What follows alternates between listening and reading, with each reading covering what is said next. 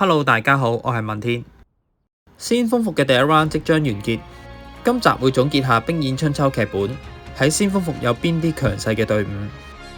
第一隊吳騎，無論係孫尚香定係孫權嘅吳騎喺先鋒服都有唔錯嘅表現。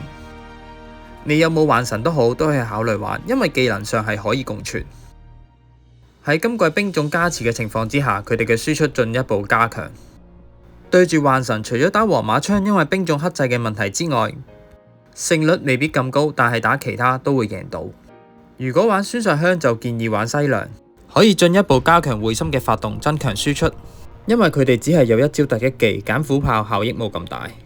而玩孫權就建議虎豹，除咗可以增加突擊技能嘅發動之外，亦可以彌補孫權武力不足嘅問題。第二隊都督公，今季有精靈機一動，令到工兵可以用到靈機，可以用嚟增加攻防，再配埋飛鴻弓嘅穩定輸出，令到都督公都有唔錯嘅多穿能力。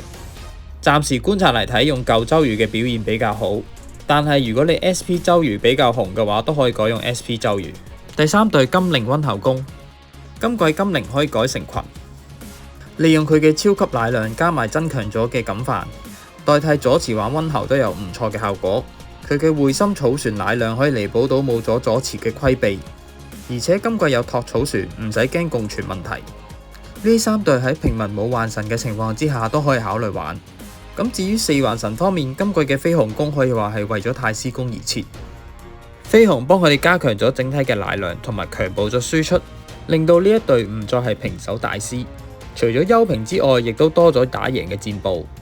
第二隊黃馬槍，雖然大擊士同埋解幡都有加強到黃馬槍嘅威力，不過個人會推薦用大擊士，除咗可以幫馬超增加武力，加強咗吹風減傷嘅機會之外，大擊士仲有破陣，大力咁增加咗黃馬槍嘅輸出，變成暴力黃馬。佢嘅輸出大多都有幾千到1萬，誇張嘅時候可以高達2萬。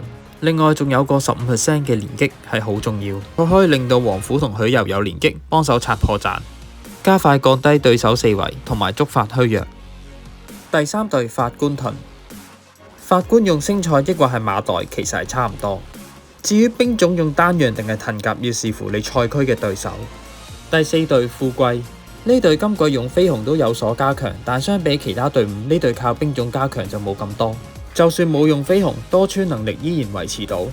如果有玩太師宮或者都督公，可以優先俾其他隊用。之後仲有先鋒服嘅第二輪，到時睇下會唔會有其他更新，再分享其他隊伍俾大家。今集暫時分享到呢一度，多謝大家支持，下集見。